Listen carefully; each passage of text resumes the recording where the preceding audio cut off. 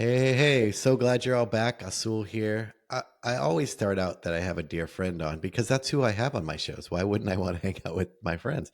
Today, I have a great friend, Chris Ducker. Not only is he a friend, he's a mentor. And a lot of the reason why you are all listening here, I first met Chris Ducker and Pat Flynn at the One Day Business Breakthrough they hosted in San Diego. We just figured out in, I think, September, October, will be 11 years that we met. And that one catalyst shifted and changed my life forever. And I'm so eternally grateful. And that brings us to this conversation today, which is about his new book, Long Haul Leader. We're going to talk all about it, why he wrote it, why you should read it, especially if you're in a season of your life where you feel like pushing hard is getting harder and you're getting tireder. And it doesn't matter your age, you might be burning out. Chris, I'm so grateful for you and Urs and for the love you've given the community and the people like us who follow you. Thank you so much for being here. I'm so glad we're able to chat about your book. Thank you, man. It's a pleasure as always. Yeah. So as I was reading your book and I was reflecting on the other books you've written, those books were very practical for the sake of business. This was really practical for the sake of my humanity, my life. Yeah. I felt like, as we talked about some of these things, actually in London, when we're hanging out, how the dangling in the edge of burnout is almost a badge of honor for entrepreneurs. Like they even share it on social and things like that. Where did this idea come from? I know because I read the book, but where did this idea of having to write a book about the long haul leader when you've already written books come from? Yeah. Well, much like the first two books, it came out of my own personal experiences, right? Like I think the easiest way to write a book is to do it from your own experience. I'm a big believer of that. So when Virtual Freedom was published in 2014, I'd already been in the outsourcing and the VA game for about 8-9 years, I think, at that point, something like that. And then when Rise of the Upreneur came out in 2018, I'd already been building my personal brand for 10, 11 years at that point. So that was just an easy book to write as well. But both those books were very much kind of handbooks, roadmaps, guidebooks, whatever you want to call it. And then something in 2021 happened that I didn't expect and I didn't see coming. And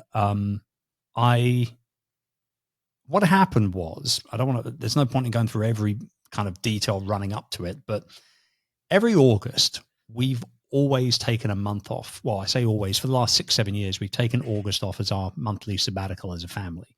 Kids are out of school. It's tough to really get any work done. Business tends to dip a little bit in August anyway, et cetera, right?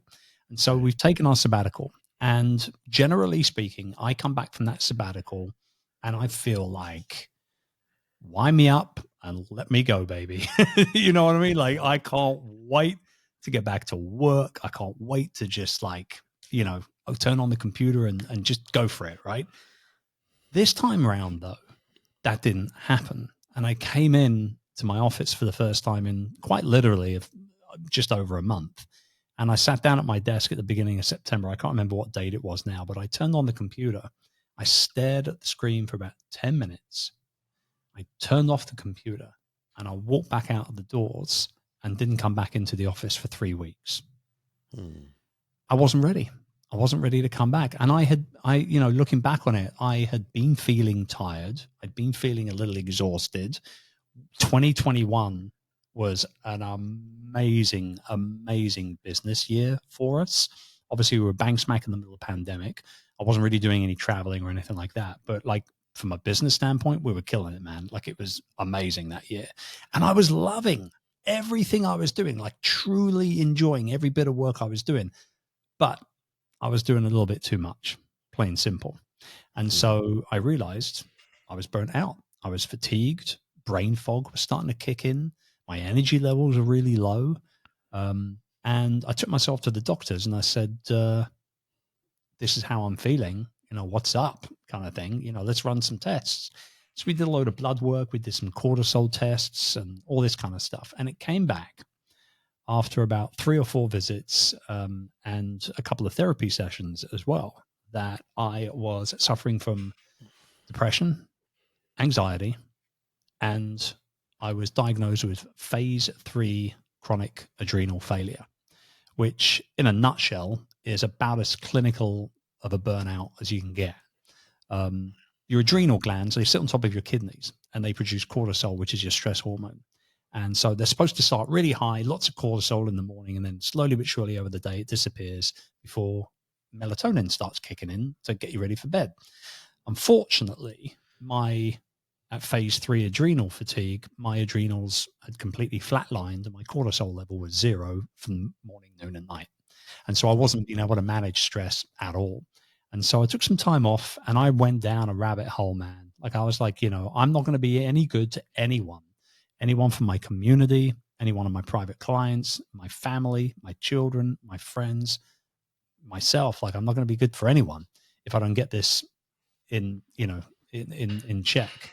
And so, long story short, hired a nutritionist, hired a naturopathic doctor, started doing supplementation and gut cleanses and cryotherapy and cold plunges and red light therapy. And I went down this crazy biohacking kind of rabbit hole for about 12 months, but it worked. And I cut out gluten and I cut out caffeine and I cut out alcohol and I did all these things. I focused on my sleep properly and all this kind of stuff. And I started to feel really good. And then I started thinking, I can't be the only one. Surely I can't be the only one that's going through this. I started talking to friends, peers, colleagues, clients. A lot of people were feeling like this. They just weren't talking about it, especially men. We weren't talking about it. And so, long story short, that's where the long haul leader comes from. And it has been probably one of the most humbling, rewarding, scary, and joyful experiences of my life, right in this book. It's unlike any book I've written. It's unlike any book I'll probably ever write again, quite frankly. And I'm hoping that it is something that, with a little bit of luck, brings a little chaos to a little calm, rather, to the chaos of what it means to be, quite frankly, somebody who is important, somebody who's leading people, somebody who's got responsibilities. And it doesn't matter whether you're an entrepreneur or not. This is not an entrepreneurial handbook. This is for anybody in a leadership role, period. And I've sent it to church leaders and I've sent it to CFOs and COOs, and I've got feedback from marketing managers, and just imagine a smorgasbord of lots of different careers and labels. They've all seen the book and they all think it's pretty special. So far so good. We haven't launched it yet though. Let's see what Joe Public says about it. Right. Well, that's always the fun part. You know what's interesting about this book? I was telling you off air that out of all the books that you've written that I've read, I really did feel more connected to this because I know you personally, and I could sense your vulnerability coming out here, that you weren't touting any of this stuff as a badge of honor. You were sort of like a cautionary tale. And that is a humbling way to show up as a leader. Well, it's a different Chris. And I think, it's a lot of people know me. I'm pretty, energetic and have a lot of positivity and, all that kind of stuff. But like, our mutual friend, Pat Flynn, Pat's one of my closest friends. He's the godfather of my youngest child. And I didn't even tell him I was going through it until last summer. And I was telling him, and we were sitting down having a cup of coffee, going over it. Mine was a decaf, before anybody says anything about me quitting coffee. But we were sitting there discussing it. And I told him about everything that I was on antidepressants for 18 months. It was like serious stuff. And he started getting tears in his eyes. And he was just like, bro, why didn't you tell me? And I had nothing else to say other than, because I'm stupid, because I'm a man, I'm a stupid man. And I was worried about pride and honor and what people were going to think about me. And here's the other thing. As somebody leading a community, as somebody with a public figure and a personal brand attached to that, and the work that I do and how I do it and all the rest of it, I couldn't be legit with anybody. Like, I couldn't be legit with my clients. They come to me for me to teach them how to hold it all together and to grow and scale. So here I am struggling. I had to hold it back from everybody. The only person that knew was my wife. She was the only person on the planet that knew. When I told my kids, they were amazed because they didn't really see any different, because you put the cloak goes up, right? The cloak and all the special effects go up and you go into dad mode, and it was what it was, But Yeah. yeah, burnout is not a badge of honor. It's definitely not. It's a warning sign that you've been doing things very, very wrong. And I think our society, particularly the entrepreneurial society, has got to the point where we have almost glorified exhaustion to the point now where it's proof of commitment, and it's not. It's just mad to do that. And true Mhm. leadership, I know now at this season in my life, and this is where the book takes everybody, is true leadership's about sustainability. It's not about sacrifice. It's about doing things in the right way. Yeah. I'm so glad to hear you share all this, Chris. I gotta tell you, it brings so much joy to my heart because I remember having conversations. Maybe when the last time we were in London together? When was that? Right before It the was last. 2019. That I was the think last they time, were. and we went. We had that private chill out room. Remember Yeah. at that beautiful bar in London, and it Yeah. was Urs was there with us and Steve, and it was just great. I remember that was kind of like the come down after the event. The event had finished, and Yeah. I think I had a couple of whiskeys, and I was just relaxing, and yeah, that was the last time we actually hung out in person properly. You're right. Yeah. Yeah, Yeah. It's been a while, but yeah. in that I We need to could. correct that, by the way. Yeah. We need to correct that for sure. That's unacceptable. For me, I want to commit more to the people in my life. But what I've observed was how the stress was really, it's hard to be who you are when you're wearing that mask you described. Steve calls mastering the mask. He goes, Yeah, when you master the mask at work or life, there's no energy for yourself and part of you just starts to slip away and you don't notice it actually. that's it. That's And it. you wake up like, who am I? Yeah, yeah. Why don't I feel like me? And then and when what there's, you what you and Steve didn't see, and what everybody else at that event, 400 people we had at that event, what they all did not see in 2019. I think it's a couple of years before the burnout, obviously, but what y'all didn't see is me taking 10 days off straight after that, doing absolutely nothing but watching TV, eating ice cream, and sleeping as much as I possibly could. yeah. you Well, know? you had just had a baby. You just moved countries. Right, I was like, right. what is Chris doing? But I think you're right. This notion of hustle was such a strong buzzword. Even 10 years ago, people built brands around them. I Yeah. just don't think they ever thought that it would catch up to them. No. And And I think a lot of people that buy into that kind of hustle culture, they don't think it will do. They just think it's the way to do it. But the goal shouldn't be to hustle harder. It should be to last longer, yeah, right? So hustle, by the way, I want to clarify, like, I don't think hustle is a bad thing. I think honestly that hustle is it's something that is inevitable if you are building a business or want to build a career that doesn't take 25 years to get decent promotions and whatnot. Like, you've got to hustle, you've got to work hard, but it's hustling to a deadline, hustling to um, to a completion of a project or to a launch of some variety. Like, it's not sustainable to do that for much longer than however period of time it needs to be done to be able to get over that particular launch or that that project being completed. And so, in fact, the actual title of the introduction of the book is "Hustle is a Season, Not a Lifestyle." And that's the yeah, way you want to look at it. If you're in a hustle season, it's all good. You stay in that hustle season, take those 90 days or 6 months or whatever it takes. But afterwards, reset, recalibrate, recharge, and once you realize that the word recharge only really connects itself to your phone or your devices, and you're not recharging yourself, you've got a mhm, problem already. There's a yeah, problem there already. And so I'm all about just now getting to the point where I hope that people can start to redefine what success is all about. And it's about peace of mind and presence at home, and yes, profitability and purpose and all the rest of it as well. But if you're winning at work and then you're losing at life, you're not really winning at all, are you? hmm. You Right. know? How could you be? Right. No.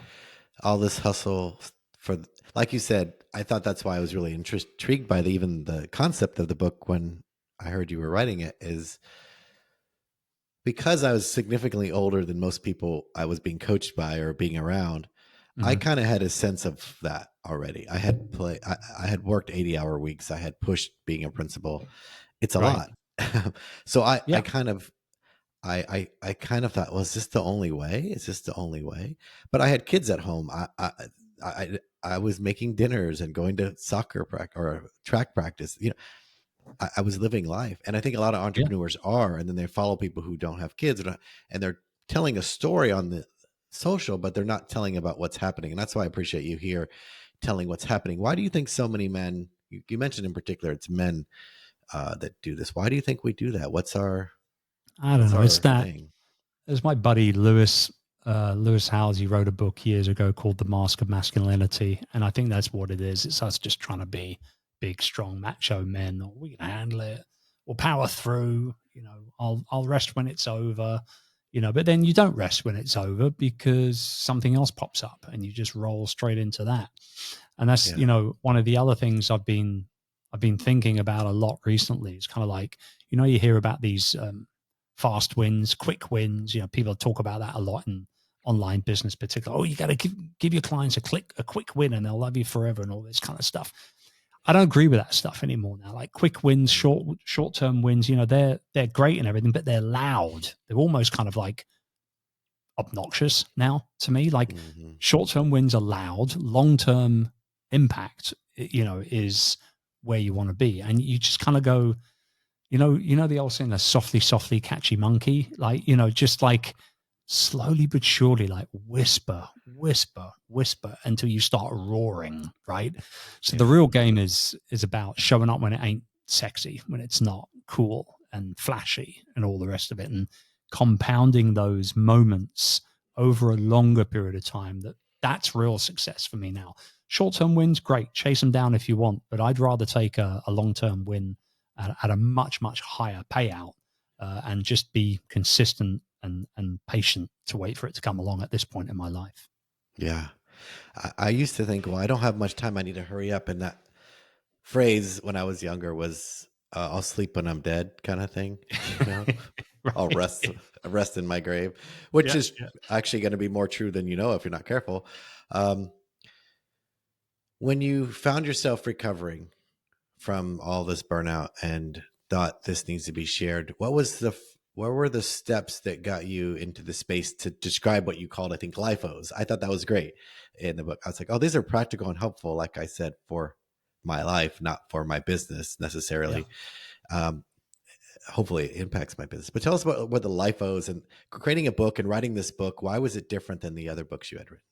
Yeah. So, the concept of the life, the long haul leader life OS, or the operating system that we Hmm. talk about, like the idea is that, your computer's got an operating system, your phone's got an operating system. Why can't you have an operating system? Like, what's stopping you from making sure that you clean out the crap on a regular basis and that you maximize performance and productivity and speed and all that other sort of stuff? Right.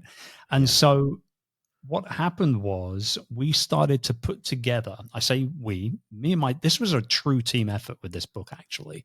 The first couple of books I really wrote on my own pretty much, but I knew if I wanted to go deeper on a lot of the subjects that I've never really touched on before, I needed to talk with a lot of people. I interviewed a whole bunch of people for the book. As there's a whole bunch of case studies in there.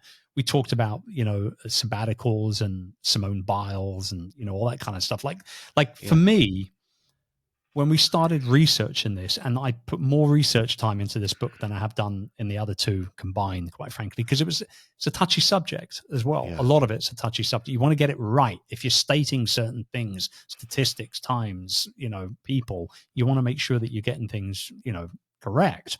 And so we noticed that when I was coming up with ideas that I wanted to share in the book, that they were kind of falling into four pretty major categories. One of the categories was around work, obviously, and the work that we do and how we do it and things like that. The other one was around kind of like self improvement and kind of more personal moves that you might make, right, to get better at what you do. Then there was quite a lot on relationships. And you know me, I talked about relationships in my other books as well, both of them, quite frankly. And in the second one, I really went into it from a business perspective. But this time around, I started thinking about relationships closer to home as well. Like our work relationships are really important, but the relationships with our partner, our spouse, our children, our family, our friends, they're just as important, if not more important in Yeah. in living a fun, long life, right? And then the last one really came out of left field. I did not see this coming at all. But hobbies and pastimes came up over and over and over and over again.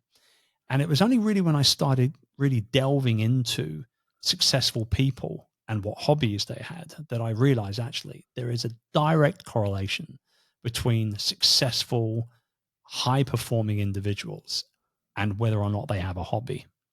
And I believe it was a Forbes survey that was utilized as a reference point for the book, where if you engage in a hobby, particularly a creative hobby like writing, fiction, or painting, or knitting, or gardening, or something that could be classed as a quote unquote creative hobby, if you engage in a creative hobby, 2 hours a week minimum, you can do it more, but 2 hours a week minimum, you will boost your productivity and performance at work by as much as 30%, which is pretty incredible because Yeah. while we're switched off in our hobbies, we're actually recovering. Our brain is recovering from all the stress and the cortisol spikes and all the rest of it that we've got to deal with, right?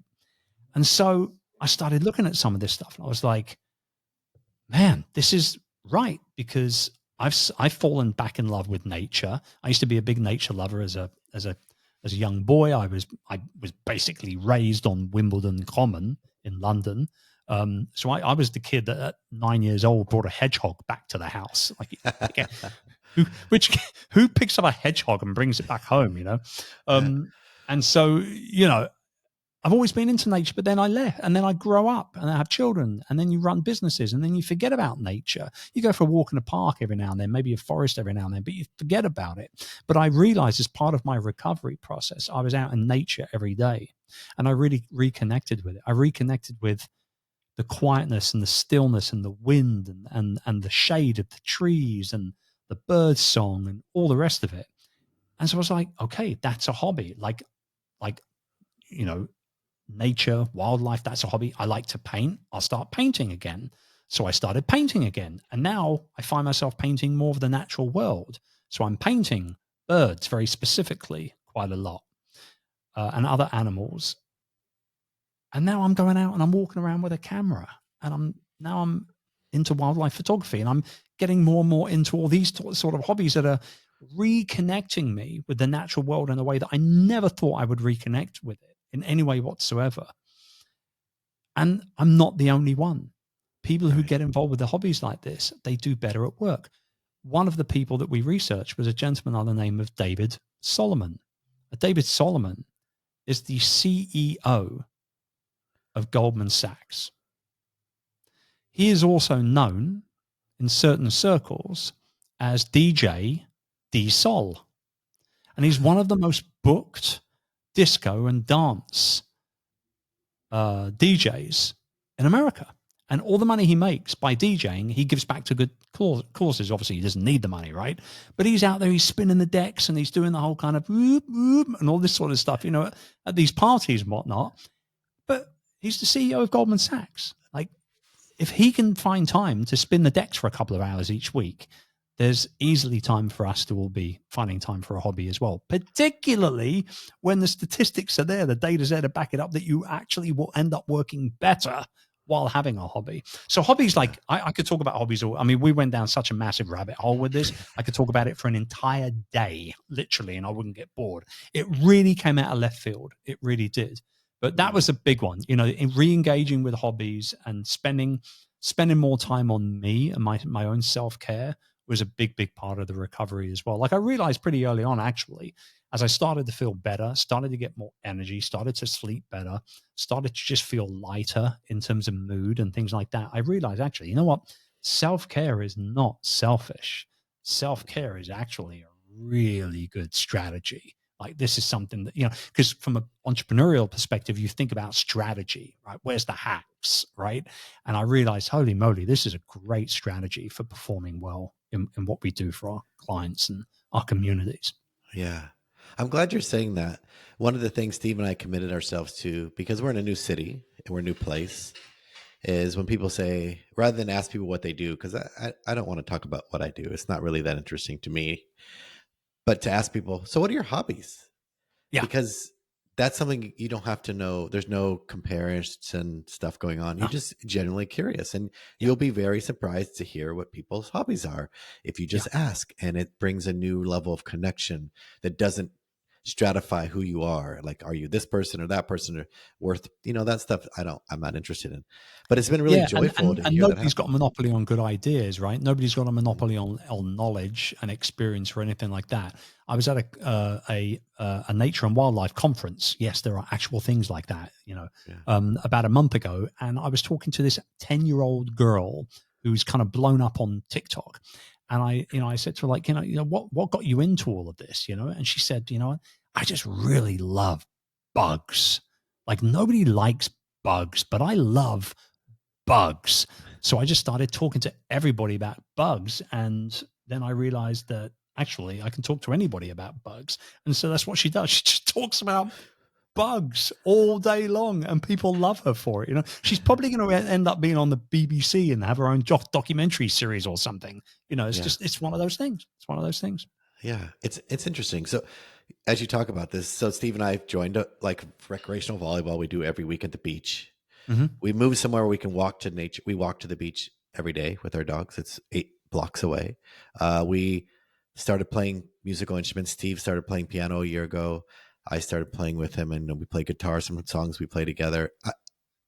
If I'm at 55, can learn an instrument. So can you. Like, there's nothing you can't do. Like, I was like, let's sew. Let's learn. Like, I want to sew stuff. I don't want to. I want to recycle stuff. I don't want to contribute to the planet buying. I'll buy Yeah. stuff and redo it or sew it myself. Uh, those things take up a great deal of my time, but they don't deplete me. They fill me up, There you go. There you go. right? And if you're thinking about Einstein time versus linear time versus, like time stacks up, I find I have more time in the day and I work less. And every time I think I have to work, I go, oh, wait a second. I should be doing something for myself right now. That's a story you're telling yourself because you have some sort of trauma response to your guilt. So let go of that Yeah, and and take care of it. I've actually started going the opposite direction as well. Like I'm having too much fun now, and I'm like, oh man, I got to do some work. Well, I better do that's some probably work okay. today. You know? That's okay. And if you can make your work the fun part too, amazing, right? Yeah, and I think I'm glad you bring that up because I think that's something that a lot of people struggle with, and I think they come up with a great business idea, they run with it, it takes off, they do quite well with it, and then they feel like they're kind of stuck with that one Yeah, thing that they've got to do. I can tell you right now, quintessentially, I know for a fact you are not stuck. You're not stuck, plain and simple. right. Because many years ago, I had a conversation with one of my closest friends in recent times and a very, very good mentor of mine, Dan Miller, who passed away a couple of years ago now. And, or coming up on a couple of years ago. And I was talking to him about how I felt like I was stuck in the Philippines, right? I lived in the Philippines for 18 years. I had a company with 480 employees at one point over there. I had a kid in school, property, et cetera, et cetera, et cetera. I'm stuck here, man. I'm not happy here, but I'm stuck for a number of different reasons. I can't move. And he says, sure you can. You're not a tree. Right. And I just like, how do you come back to that? Like, there's a zero comeback. Sure, you can. You're not a tree. Trees are stuck. Trees can't go anywhere. They're rooted where they are. But we can easily make change if we're not happy, and we should make Yeah. change if we're not Yeah. happy. 100%. That's why Steve and I left Austin and moved here to Santa Cruz because I just wasn't happy there. I didn't want to Mhm. be there. I wanted to be Mhm. near the ocean and near nature and slow down and Yeah. just Yeah. it was so we packed up our Mini Cooper with the keyboard that we just got, a guitar, our two dogs, and one suitcase, and drove here without having a place. We had an Airbnb, for at least we knew we had someplace to be when we arrived. Mhm. An article had just come out that this is the most expensive beach city in the country. All these things, I'm like, none of that matters. That's not the problem. The problem isn't what people say; it's that you believe you can't change your situation. So we just moved here, and we're like, it'll all work out. I don't know Yeah. how, Yeah. and it did, and it has, and There you it's go. been amazing. And I think leaving a career after 25 years as being a principal and a teacher, it was one of those moments like, you can't do this. What will you do? I'm like, I don't know what I'm going to do. I'm going to go meet these guys, Chris and Pat. Maybe they'll know what I'll do. I don't know what I'm going to We helped you figure it out, didn't we, eh? do. Yeah, you did. Thank you. And what's great is in this book, you talk about these yeses and nos as well, which I thought was really interesting principle Mhm. that they don't get to be separate. And I think that's why people don't want to make those choices, that with every yes there's a no and vice versa. Tell us a little bit about that and how that came about, because I thought that was a really simple but interesting conversation. Yeah, I got to thinking about this quite a bit as part of my recovery from the burnout, because I realized that for every excuse that I could come up with not to work on myself, not to eat healthy, or not to work on my sleep, or not to go into the yoga studio or take a cold plunge or whatever it was, right? Like to try and reset everything and recover. There was always another reason as to why. And that reason was way more exclusive, way more important to me Mm, ultimately. And it became pretty clear to me every single time I say yes to something, I say no to something else at the exact same time, and vice versa. When I say no to having the sugary donut, I'll probably say yes to having a banana and yogurt, right? I still get that yeah. sweet kick, but it's not going to cause me any major issues. So it was one of those things where I started to look at it from a business perspective as well. Every time I say yes to doing a podcast interview, that's a no to me either spending more time with my top 20% clientele, or spending more time working on the bigger rocks, the bigger plans, the projects and the business, and so on and so on. And again, vice versa, right? So this is where I think, and this is where the whole kind of work-life balance myth comes into play. I call it a Mm, myth. I don't think it's real. It's just yeah. life, because particularly when you're an entrepreneur, life will bleed into work and vice versa. It just is what it is. So it just comes down to priorities. It's just priorities. That's it. It's life. It's period. That's it. Done. End of discussion, as far as I'm concerned. Right. So I started looking at that. I was like, well, if I say yes to going to the gym and then following a gym up with a 20-minute sauna, I'm saying no to being in the office for that hour. I know for sure. Right. All right. But I'm going to feel so much better for doing that exercise and having that sauna. Then that means the time I do spend at work is going to be a lot more productive, a lot better, because I'm focusing on the recovery. And then, the questions was, well, if you slow down on the work side of things, is that going to affect revenue? Is that going to affect reach? Is that going to affect followers and all those other vanity metrics? And I realized, hold on, wait a minute. I don't need more followers. I need more focus, right? I need more focus. I know now, I didn't know this 20 years ago, 15 years ago, 10 years ago, but I know now that growth, like real growth, comes from clarity, not constant movement all the time. It comes from doing the right things at the right time and being really clear on that, right? And being more focused by taking time out to recover, that helps me build more momentum, and momentum will continue to help obviously steer the ship forward. And so just accepting the fact that when you say yes to something, you say no to something else, that's huge. And it Yeah. always, it almost always came back to me thinking about the work that I was doing as well. When we were thinking about this, was like, well, it's great to say you've got to recharge your batteries and, make the most of the time that you've got at work and all this kind of stuff. But like, what's the work like that I'm doing right now? Yeah. Like, am I doing the stuff that is in my zone of genius? Or am I doing things that I shouldn't really be doing for one reason or another?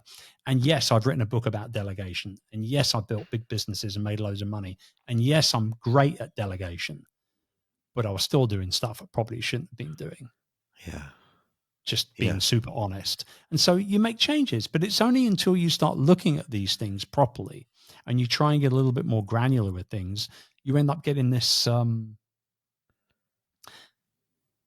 it's a visceral clarity for me now, a Mm. visceral clarity that I know that if I nurture myself, if I ground myself properly, if I look after my health, I know I'm going to be able to change more lives, have more impact, build a better legacy, etc., and be happier in everything that I'm doing. Right. So, yes, your yeses are a commodity, but so are your nos as well. It goes both ways. Yeah. That's so true. My another reason I moved here to be closer to some family that's a little older, but is my grandmother's 98. That's Just, awesome. but I went to spend time with her, and it's just amazing how her her life is just as full now as it's always been, but because she prioritized living over the other things people were doing in life, which Yeah. I always thought as a young kid growing up with a family who were not very, well to do, and I was the first person in my family to go to college. Not everyone goes to college, you don't need it, but No. all these things that were happening. But watching her, the simplicity of life is, she would say, "Oh, can I sing a song to you?" I'm like, "Of course you can sing me a song." Uh, it's just incredible how simple things are the things that are life, and we try to make them not important. And I think that Yeah. that's the thing that Steve and I learned. We spend more days together reading books out loud, playing music, picking up books we wouldn't read. Ooh, that's uncomfortable. Maybe I should get it. And pushing ourselves to do things that are outside of our comfort zone, because I want a life I'm not going to retire from. So if Mm-hmm. it's now, 10 years in helping people write books, I've learned so much about the simplicity of storytelling and messaging. It has nothing to do with the words you put on the page, it has everything to do with what you said a little earlier, which is clarity. Right. Clarity is the thing you're looking for. And I can point, people say, well, what book points you? I said, my book, I'm barely finding my way to write a book. I couldn't write about book about writing books year one. What would I say? I didn't know what Right. I didn't know. Most of what I would write about now about books is nothing to do about writing at all. It's all about the self that you're fighting against in writing. You're trying to Right. prove or hide or all these things you're doing on the page. That's what more of book writing is about. So in this book, how was it for you showing up in this way when your other books, the mask was on in a different way? Yeah, it was weird at first. Once I got going though, it was like I'm off to the races, you know. Yeah. It was strange because I started kind of started writing like chunks of, everybody's got their own way that they write books, right? And I think because this is something that was like, it was a totally different book by the time I was done than Hmm. I thought it was going to be when I started. Completely different book. A much better book, I will say as well. But it was one of those things where it was like, okay, if I'm going to open up the kimono a little bit and tell people about the depression and the adrenals and the anxiety and all that kind of stuff, and I do it in the introduction, like it's right out there, right at the beginning of the book. I don't hide Right. it at page 172 or something, right? Like if I'm going to do it, then I need to also keep that going throughout the course of the book. It can't just be a shock factor thing and then kind of Hmm. like let it disappear. So I tell stories in this book, personal stories I've never spoken about ever before, ever. And even stories with about my children and spending time with them and with friends and all this kind of stuff. And I think once I'd made the decision as all to really like get super vulnerable with it all and just throw it all out there, it was almost like therapy. Mm. It was almost Yeah. like therapy for me because I realized there was no point of holding back anything Yeah. at any point. Now, did a couple of things change stories wise and things like that? Yes, once the editors get a hold of things and they start doing their own little thing on developmental edits and, suggesting suggesting, right? Suggesting, meaning you want me to do it, right? Yeah. That kind of thing. Yeah, once the publishers had kind of got their hooks into it a little bit, a few things changed, but ultimately, what you see in on the page of that's 99.4% everything I wrote, and Yeah. I'm happy I did it all. I really am. I'm, I could tell. I mean, I pay attention to the nuance of words, and that's my job, right? I was Mhm. like, wow, this is a different Chris. It's an older, wiser Chris. I often joke saying what little hair I've got left is now starting to turn grey. But Yeah. I think once like you said, we had gone through a lot of changes over the course of about 3 years or so as a Yeah. family, right? And coming back to England after being in Asia for so long, living in the countryside, really kind of reconnected me to kind of like what's important, really. Yeah. And I realized, that there was so much missing for us as a family living in the Philippines. There were some great things as well, don't get me wrong, but there was so much missing, like days out at museums, going to Right. the theater, walking around, a 70, 80-year-old bookshops on Portobello Road, like you, they don't do that stuff. They don't have theaters in the Philippines. They don't have museums, not really, right? So, you know, these are little things and it just reconnected, just made me realize that there's a lot more to it than just work, work, work. And once those doors opened up and those floodgates started kind of, removing any kind of masks that I was kind of potentially sort of trying to wear, I realized that this is just the way forward. Like this is just the way to be. And just and the really funny thing is, a lot of people say when you start interjecting things like this in your personal brand, you could potentially lose certain subscribers, followers, clients, et cetera, et cetera. But all the people that really mattered to me within that realm freaking loved it. Yep. Loved it. Absolutely loved it. Like I mentioned that I was getting into bird watching and I was, I kind of jokingly said, "Oh, I never thought I'd be a birder," that kind of thing. And then my clients started sending me pictures of birds and they were out and about walking. "Oh, you might like this one, Chris," that kind of thing. This is what it's about, just be It you and really just and is. do it for the long haul. Like I say, it's about going the distance, yes, but it's about going the distance in business and in life. You don't have to choose one or the other. You can do both at the That, end of the day. that's right. And with a little bit of luck, it'll all go well. Yeah. It's always just a little bit of luck either way. So why not Yep. take care of yourself? Right. I think people think that the hustle eliminates the need for this beautiful luck that happens when you're in You need a your little zone. need a little luck every now and then. You do. And that's Yeah. okay. I had to caution myself because of the age I was when I started this journey. I was already into my mid 40s, headed towards closer to 50.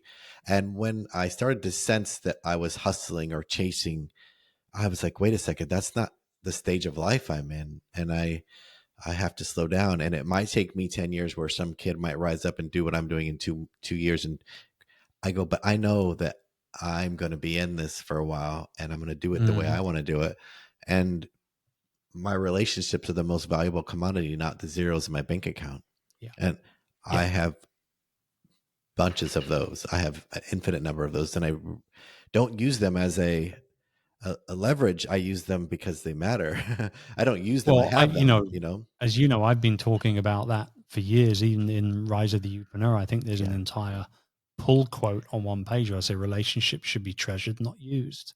Yeah. And I think, unfortunately, in the pursuit of riches and success and accolades and all that sort of stuff, that we often forget about that, and we do use people, we do use Yeah. relationships. And I promise you, if you don't do that, and if you focus on double downing and like staying in touch with people and really being there for the people when it matters most for one reason or another, that those relationships will be a heck of a lot stronger, a heck of a lot more impressive at the end of the Yeah. day. Yeah. It really matters to me when people ask me for my clients, hey, could you connect me to Pat or Chris or Ali Abdal? Could you? And I say, no, I Mm-hmm. don't. I don't. And you're welcome to reach out. Yeah. You I can't, don't do it either. I don't don't do it either. say I referred you because I'm not.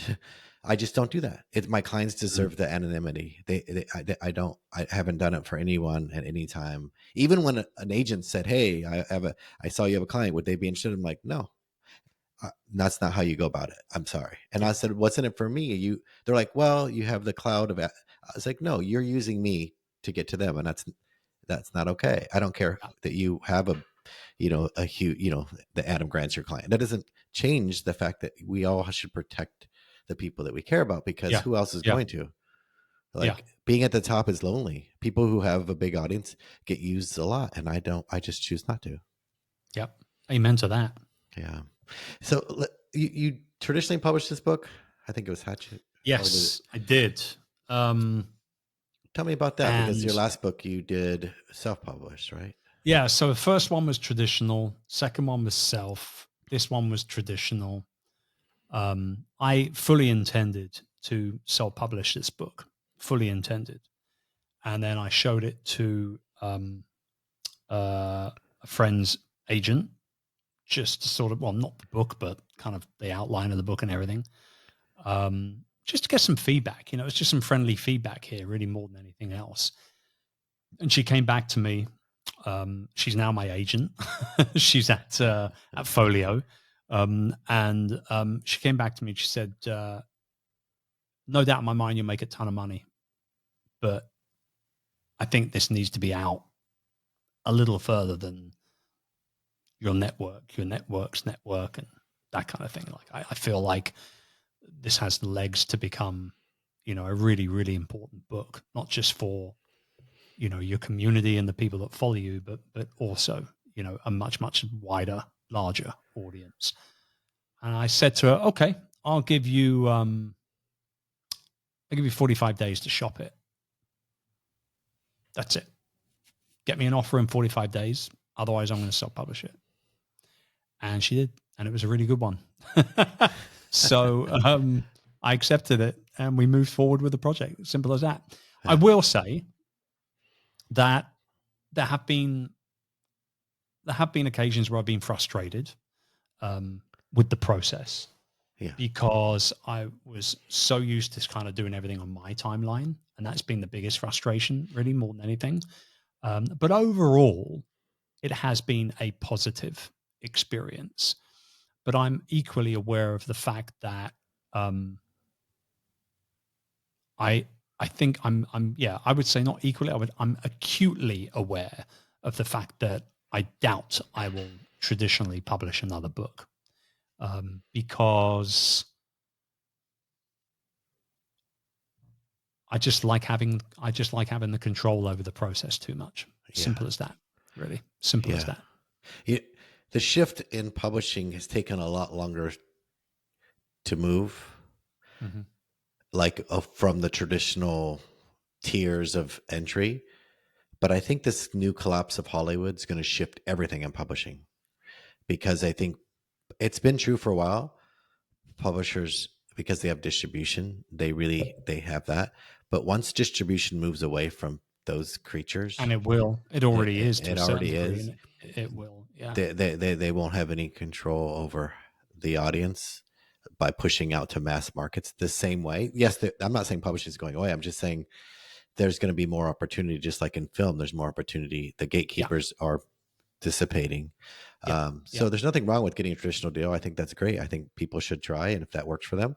But I think a lot of people love that control as well of their message. It's just get help, because you don't always know what people are thinking. So get a lot of support and input from Yeah. people, because the ideas are great. But But I'm pretty blessed to know, as yeah, a lot of good people that have written great books and sold millions of copies of those books and things like that.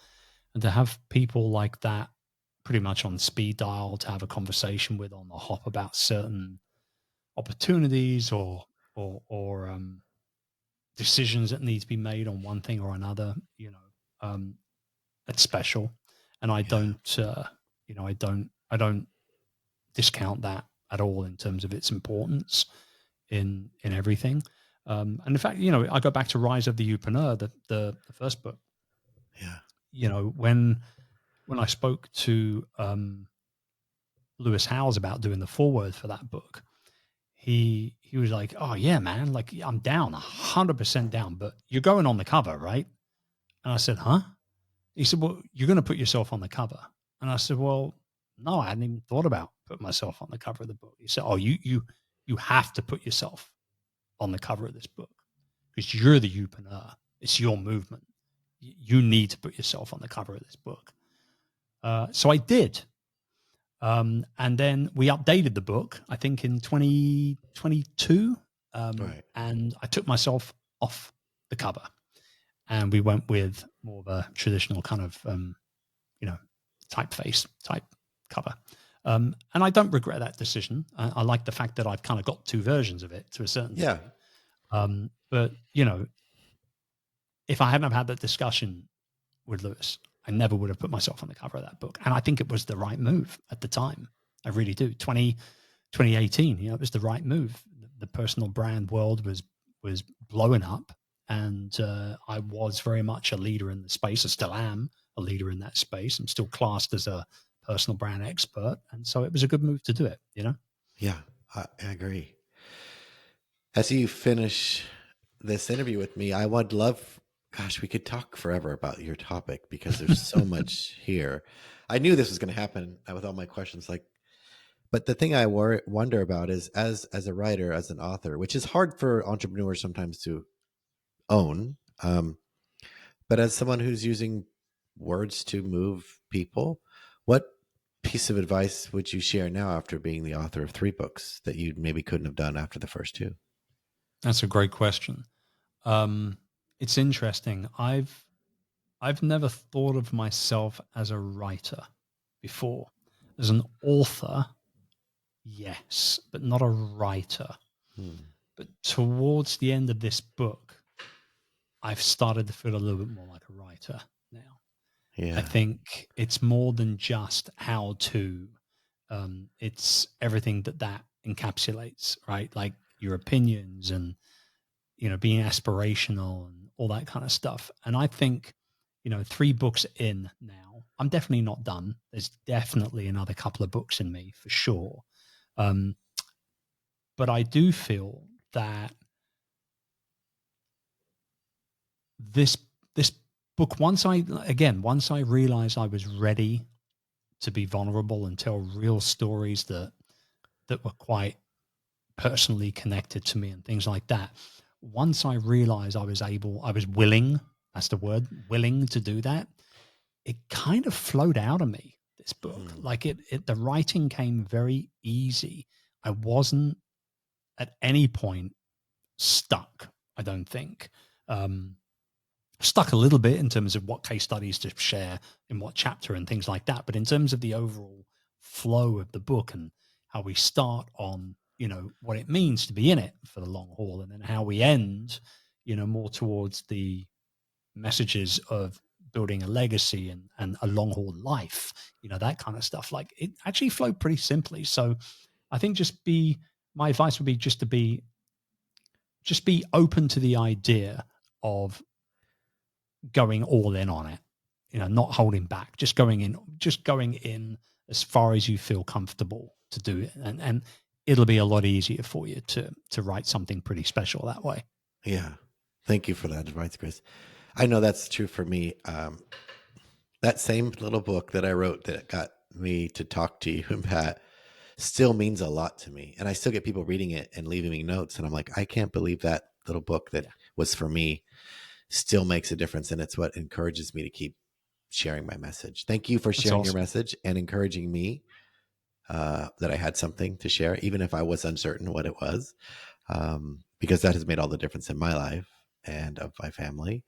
And I know that must bring a sense of joy and pride, but also because of the deep friendship. So thank you for that as well. Where Appreciate you, man. where could you go, or where should we send people to find out more about your book? Of course, everywhere you buy books online or in stores, please go. But where else would you like to send them, Chris?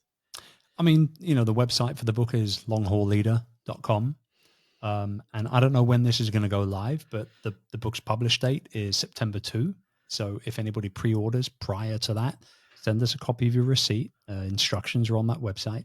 And we'll send you a whole bunch of lovely bonuses to kind of help what you learn into the book put it into action a little bit faster and all that kind of stuff. But yeah, longhauleader.com, or if anybody wants to connect with me on Instagram, it's at Chris Ducker. Amazing. Long Haul Leader, 10 strategies to work smarter, live better, and achieve lasting success. Chris Ducker, thank you so much for being here. Thank you.